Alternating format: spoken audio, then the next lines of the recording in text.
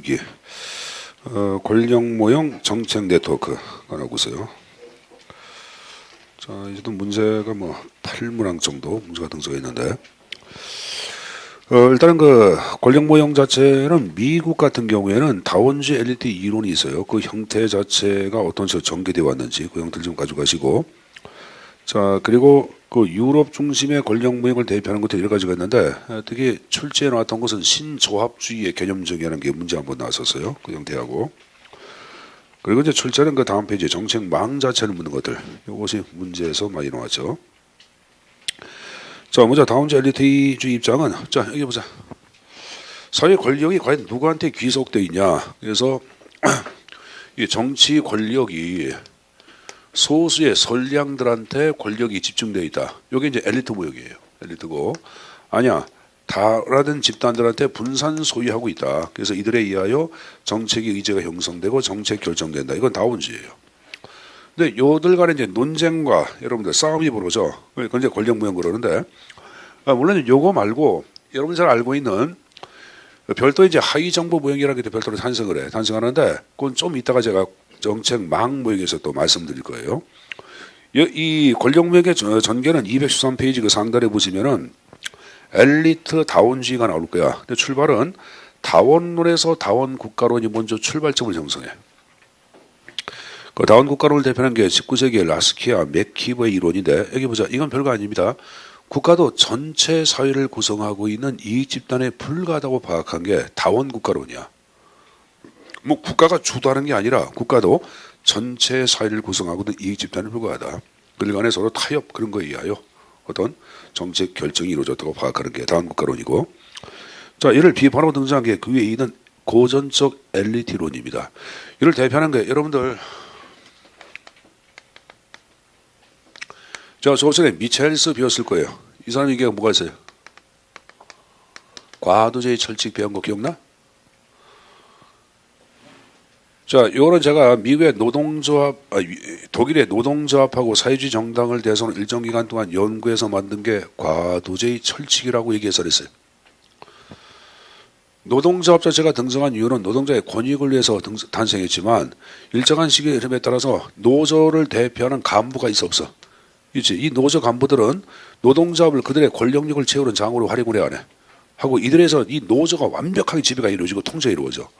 여기에 이제 소수가 지배한다. 이게 고전적 엘리트를 대표하는 게야. 이거 외에도 파레토의 2080 법칙도 여기 들어갑니다. 2080 법칙. 모스카 이론도 있고. 그러니까 뭐 중요한 건 아니지만 몇 가지 이론이 있다는 것 정도는 가지고 가십시오. 알았습니까? 그러니까 여러분 전체 20%가 80% 먹여 살린다고 보는 거예요. 이 파레토 2080 법칙이 여러분들. 20%가 80% 먹어 살린다. 됐습니까? 이제 파레토 2080 법칙. 고전적 엘리트를 대표하는데, 이 고전적 엘리트 이론 자체는 이제 적어보자. 동그라미 1. 사회에는 지배계급직 피지계백으로 구분되어 있다.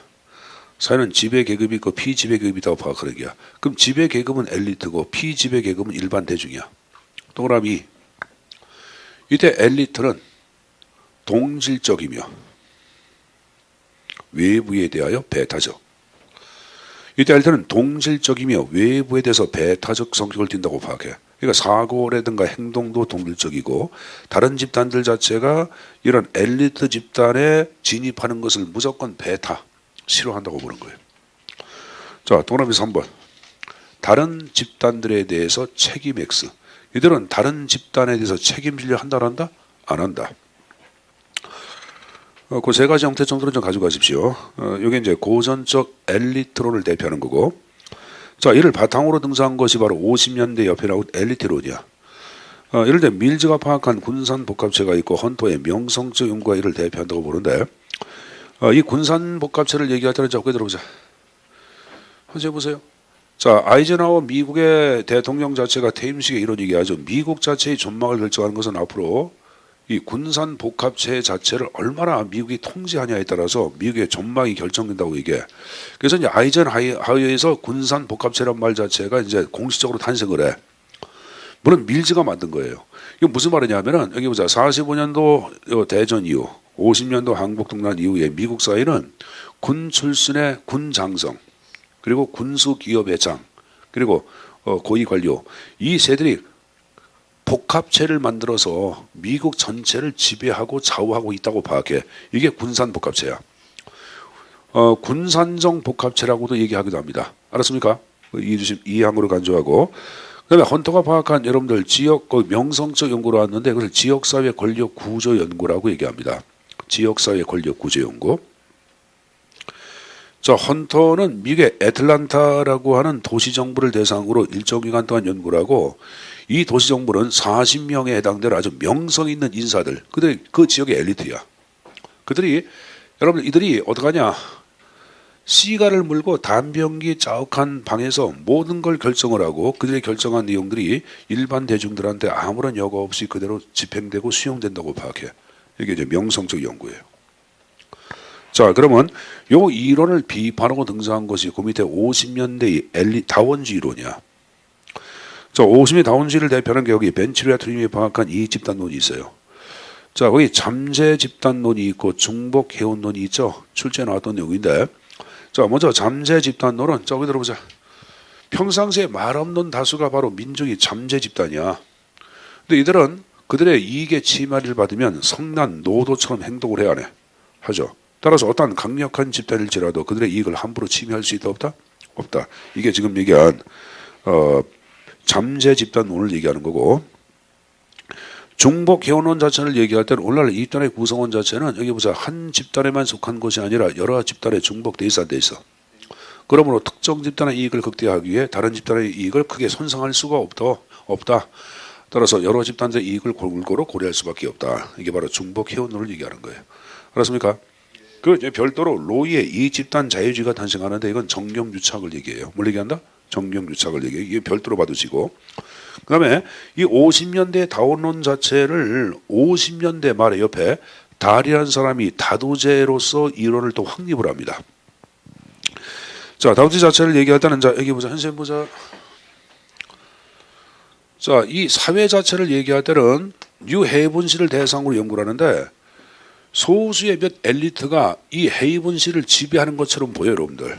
이 다른 후 거번스 누가 통치하는가라는 논문을 발표해. 논문을 발표해서 그런 얘기하는데 근데 외부적으로 볼 때는 이 소수 엘리트가 지배하는 것처럼 보여. 근데 실은 그게 아니야. 이 엘리트들은 이 엘리트의 정치적인 생명을 결정하는 집단들이 있어요. 자, 얘가 농민을 대표해서 여러분들 국회의원 됐다. 그럼 얘 정치적인 생명 누가 결정해? 농민이 결정하지. 아, 그래 안 그래? 노동자를 대표해서 누가 된다? 그럼 얘가 결정하는 거 아니야. 이런 식으로. 그럼 이들 자체는 그들의 정치적인 생명을 결정하는 이 집단의 이익을 위하여 정책을 결정하고 정책 의제를 형성할 수밖에 없다고 보는 것. 이게 지금 얘기한 달의 다도제야. 알았습니까? 그걸 숙제에서 가져가야 돼.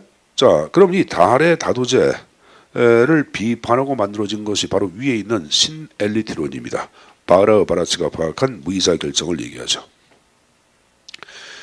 이 바라바라츠가 파악한 무의사결정은 여러분들이 다 들어봐서 알 거예요. 여기 보자. 선생님 보자. 자, 이들은 1960년대 중반에 권력의 두 얼굴 논문을 발표하죠. 권력은 두 가지 얼굴이 있다. 밝은 얼굴이 있고 어두운 얼굴. 그래서 특히 두 번째 어두운 얼굴 자체는 타인의 의견을 억압하고 억누른 얼굴, 어두운 얼굴.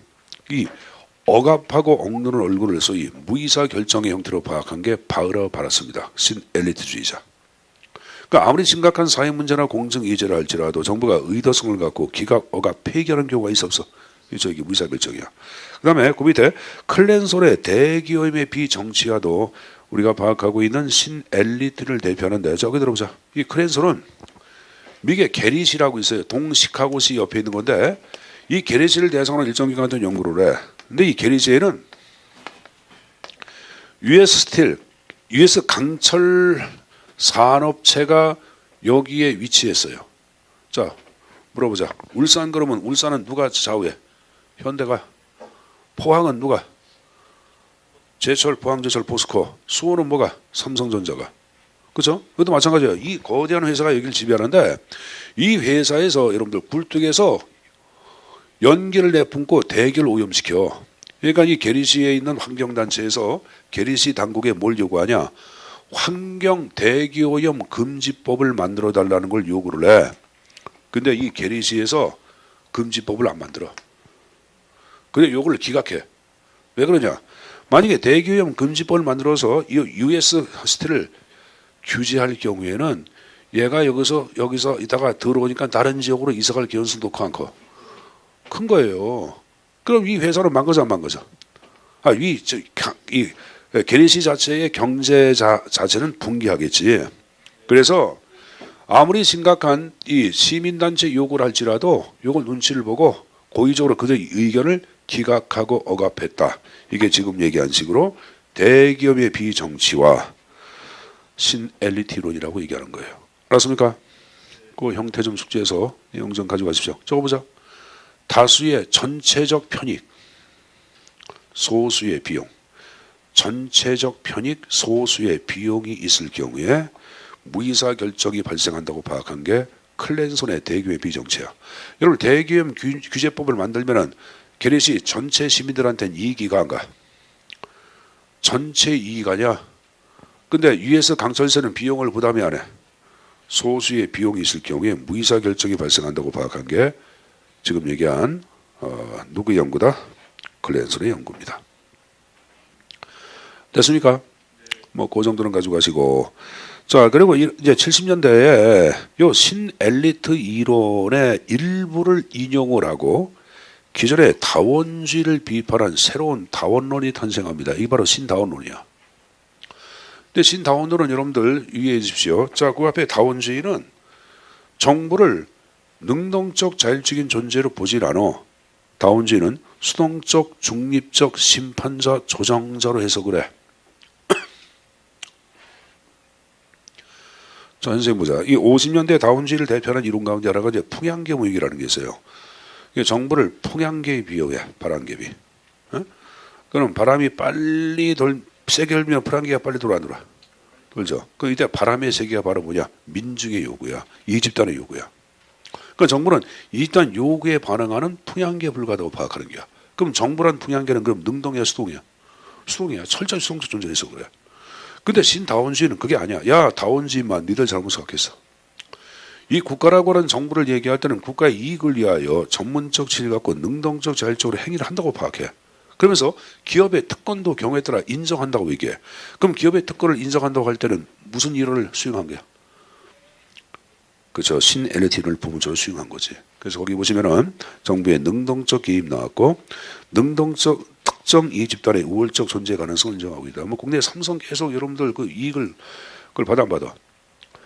자, 지금 삼성 같은 경우에는 여러분들 지금 환경단체에서 이 수원 화성 같은 경우에는 삼성이 불산이라고 한 여러분들 오염물질 지금도 계속 배출한다는 얘기가 나오고 있거든. 이걸 여러분들 정부 차원, 국가적인 차원이라든가 지방정부에서 그걸 규제를 못해요. 놨다 속 들어가. 그러니까 뭐 우리나라는 거대한 삼성이 지배한다 그런 얘기 나올 정도로 특혜를 많이 보잖아.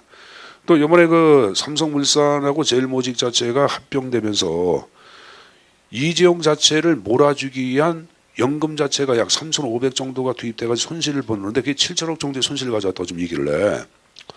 근데 이거 그럼 다 누구를 위해서 털어놓은 거야? 삼성의 아가리 털어놓은 거 아니야.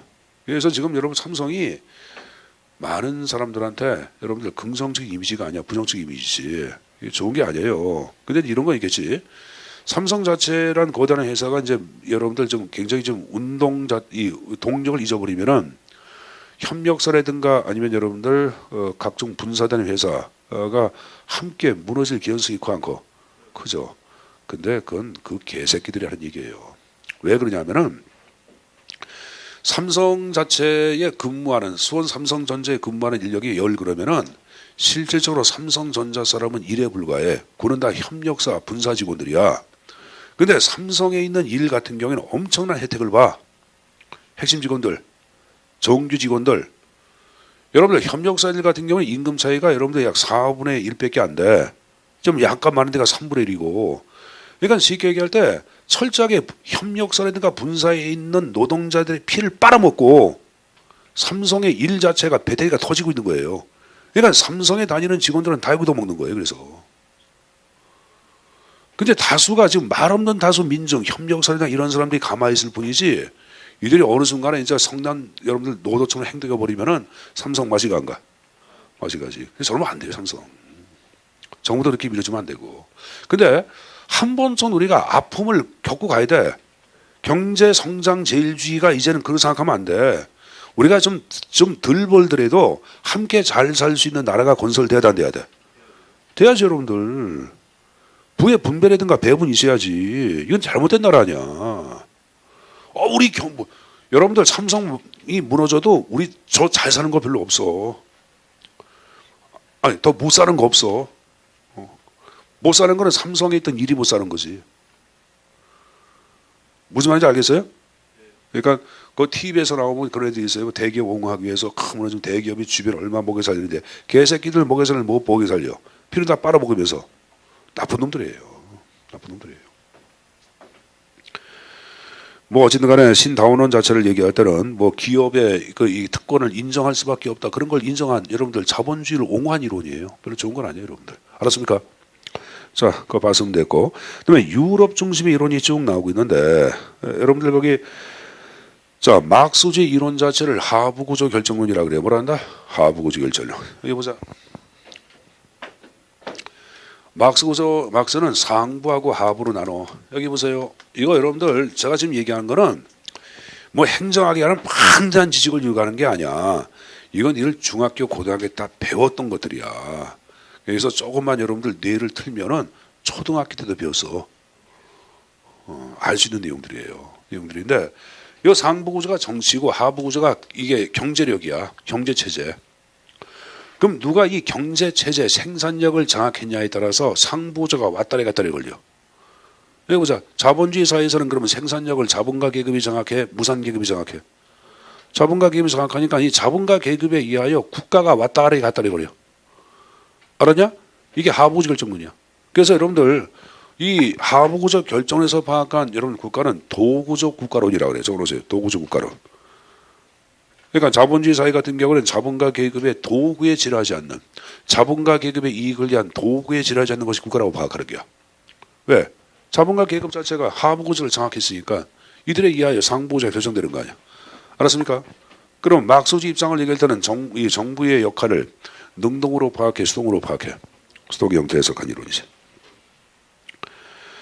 자, 그러면 옆에 신막스주의 나왔죠. 자, 여기 보자. 한셈 보자. 그냥 이렇게 해도 신자가 들어가잖아. 그럼 90% 정부의 능동성이야. 현재 아닌 거 있어요? 신엘리트 이론은 정부가 능동수동을 언급을 아예 안 해. 알았어요? 그거는 능동성을 아예 얘기 안 했고 다른 신자는 다 정부의 능동성과 잘석이야. 신막스주의, 신자원주의, 신중상주의, 신배보주의, 몽땅 다 신조합주의, 몽땅 다 국가의 능동성과 자율성을 강조한 이론이다. 됐습니까? 그렇게 하나 좀 가져가시고. 자, 그러면 이제 배보주의는 정부 관리제의 절대적 자율성을 강조한 절대적 힘을 갖고 자율적으로 행동한다고 파악하는 거예요. 근데 이제 신배보주의는 국가가 이익 집단에 비해서 상대적으로 자율성을 갖고 있다고 파악하고 있는 거고. 그러니까 국가를 자율성을 강조한 이론들을 얘기합니다. 자, 조합주의 자체에서 이 조합이란 말은 여기 보자. 코퍼라티즘에서 조합이란 말은 파쇼해가지고 묶음이야. 묶음. 결합체. 묶음. 그럼 여러분들 이때 묶음은 바로 뭐냐? 거기 봐봐.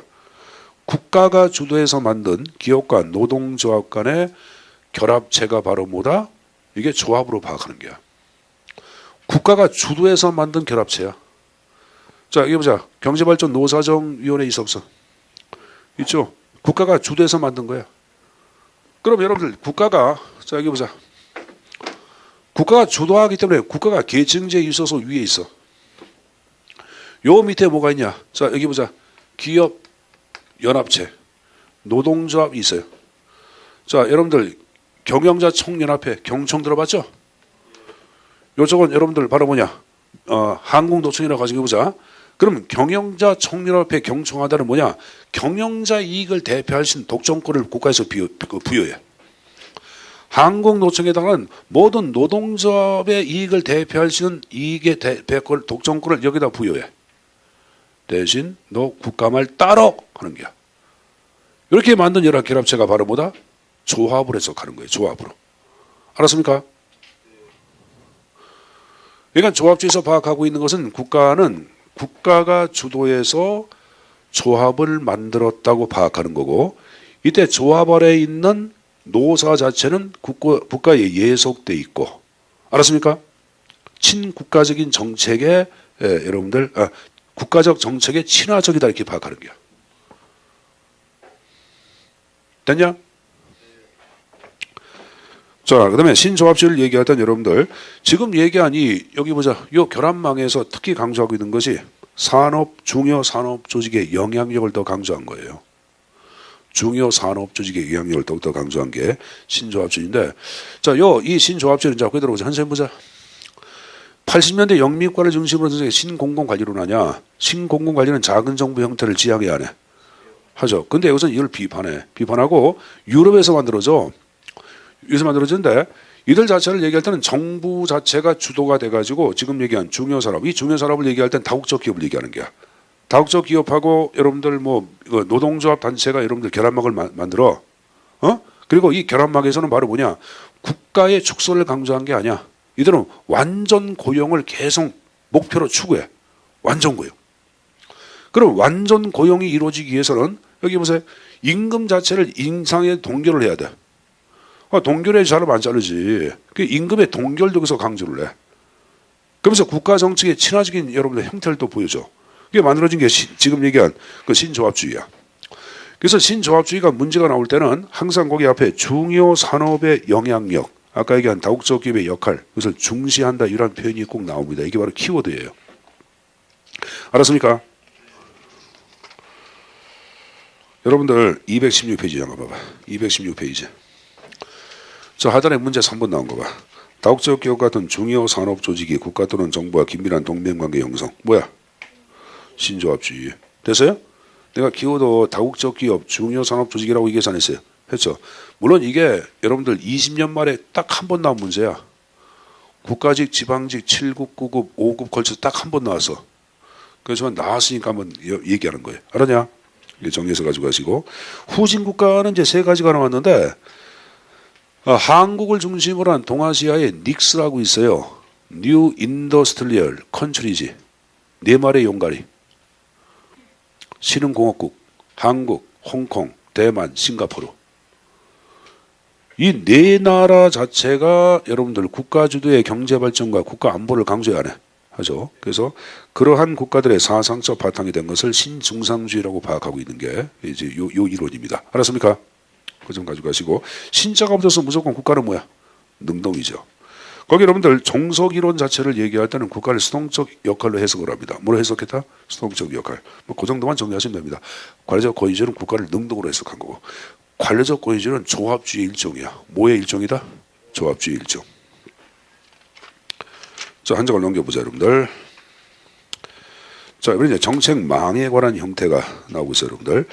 자, 일단은 정책망 자체는 여러분들이 칠판을 잠깐 좀 보자. 미국의 연구하고 영국의 연구가 좀 틀려. 미국의 연구는 하위 정부 모형 자체라는 게 있어요. 이걸 철의 생각 그러는데, 요게 70년대에 들어와서 이거 갖고는 여러분들 국가 권력이나 정책 형성 과정 설명이 안 되는 게야. 그래서 이거 갖고는 곤란해졌다 하고 어떤 이슈를 중심으로 어떤 망이 형성이 돼. 그래서 휴이 클러가 이슈망을 만들어내고 이러한 이론들을 중심으로 정책망에 대한 연구가 활성화돼. 근데 영국은 틀려. 영국은 전통적으로 의회라든가 정당 정치가 발달을 해. 근데 이렇게 의회나 정당 중심의 연구가 또 한계에 봉착을 해. 즉 정부 정책 결정에는 의회 정당 말고 아주 중요한 역할을 하는 또 다른 세력이 있다. 이게 바로 뭐다? 정책 공동체예요. 이 정책 공동체는 전문가 집단을 얘기합니다. 이들을 중심으로 정책망 연구가 활성화됩니다. 알았습니까? 자, 그럼 하위 정부 모형은 칠판을 잠깐 보자. 자, 우리가 정책 결정에는 공식적인 참여자가 있고 비공식으로 나눠서 얘기하는데, 공식은 정부 관료가 있어요. 행정 관료.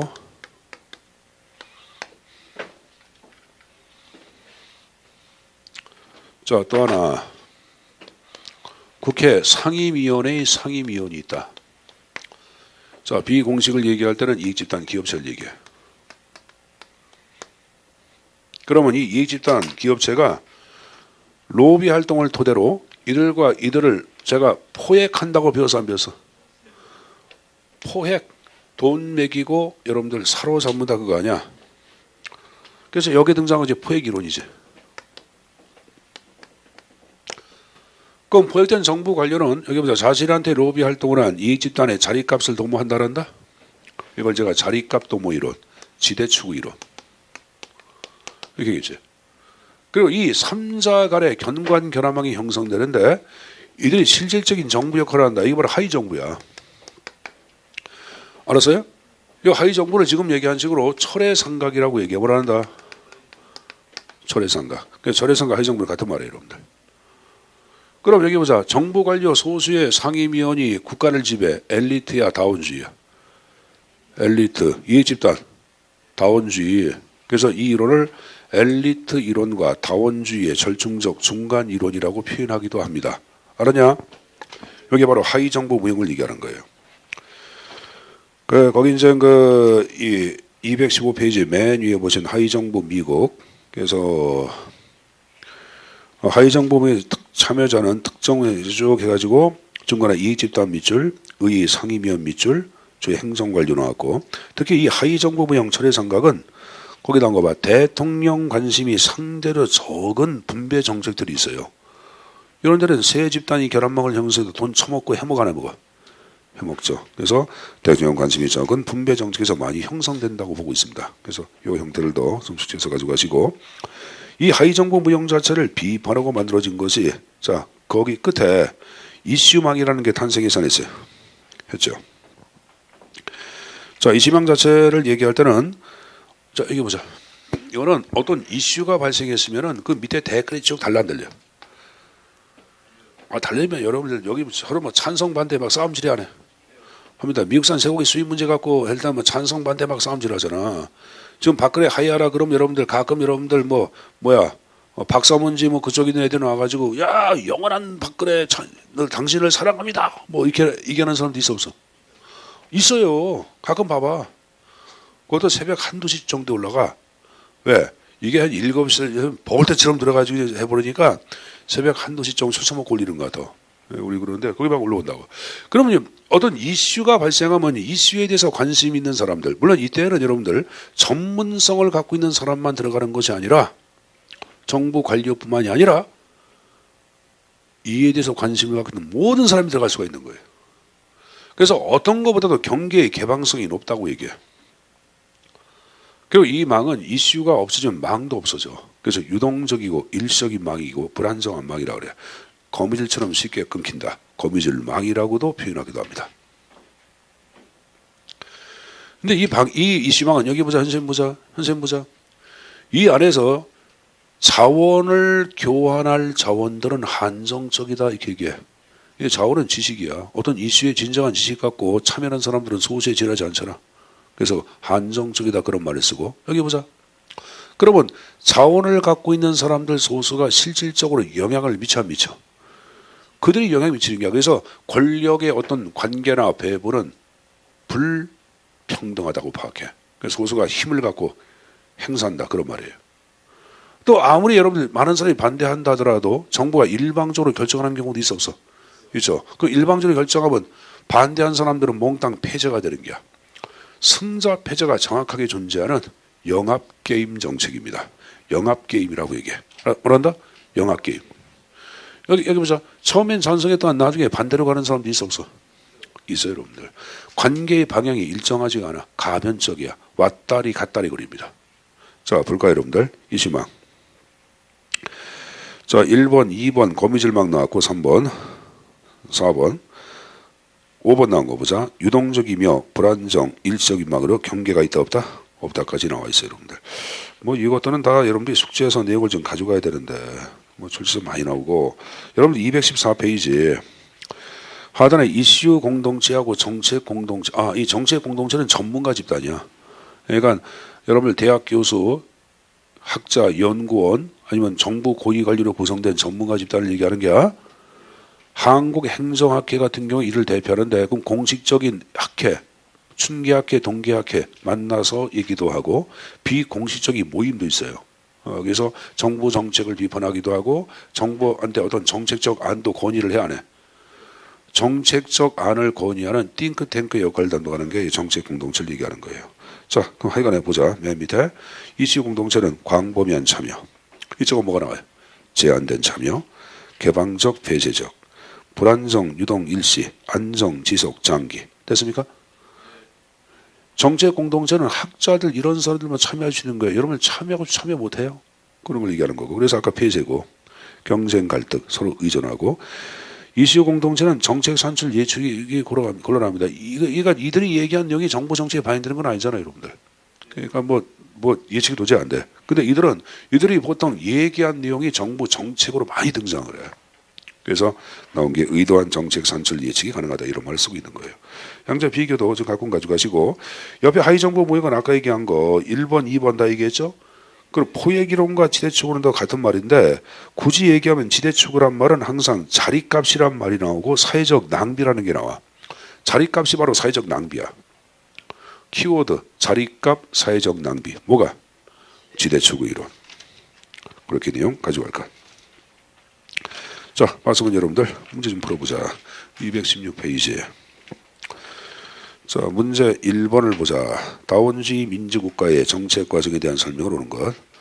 1번 정책의제 설정은 동원모형. 동원모형은 후진국가예요. 다원주의를 얘기했던 외부 주도 모형이죠. 1번 잘못했고. 이번에 사법부가 정책 결정과 담당 역할 아주 크죠. 최종적 결정 역할도 많이 하네.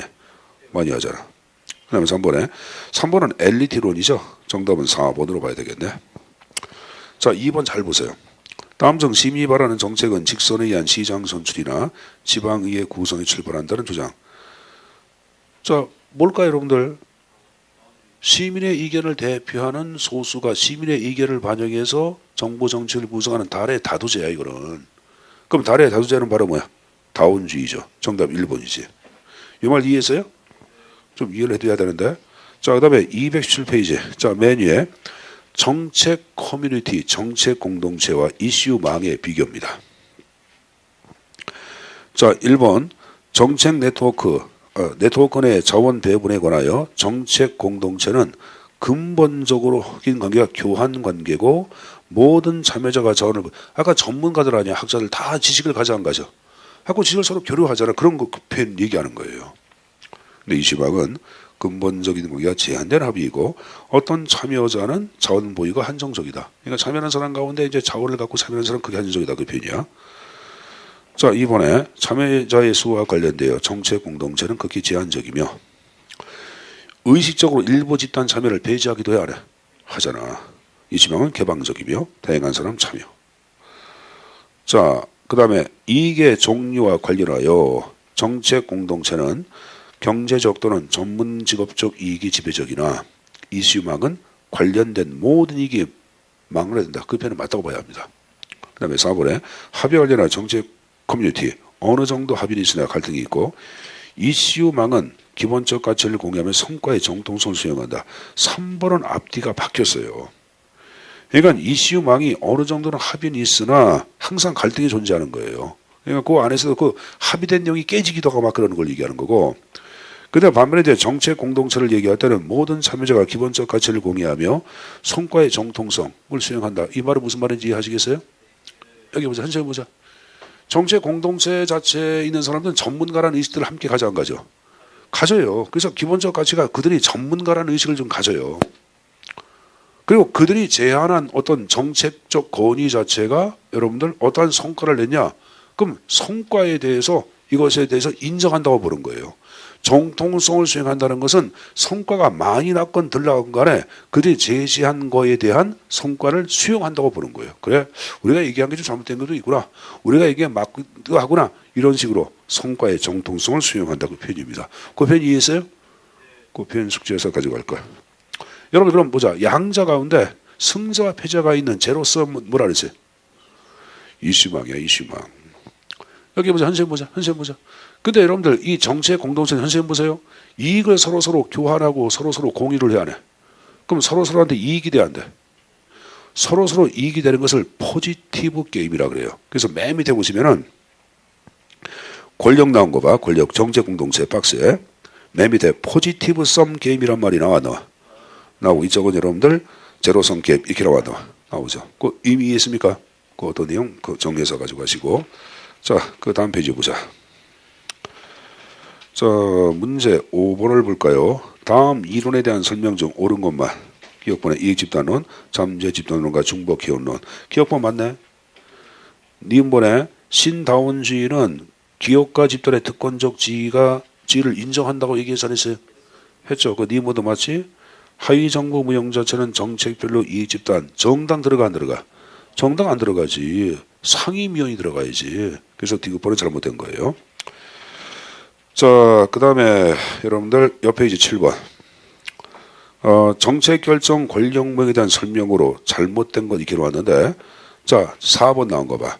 이슈 네트워크 모형에 따르면 국가와 이익자를 포함한 다양한 행위자 간의 빈번한 상호작용이 발생하고 상호작용 안정적이다. 상호작용이 불안정하다고 계산했어요.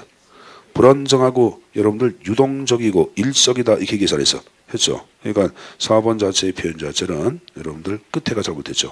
앞에 거로 맞는 거예요, 여러분들. 알았냐? 이렇게 정리해서 내용 좀 가져가십시오. 자, 그래서 여러분들 여기까지 하고 기타 문제 좀 풀어보시고 점심 식사하시고 출제 순위 17일부터 또 이따 오후에 계속 문제를 풀겠습니다. 점심 먹고 가자.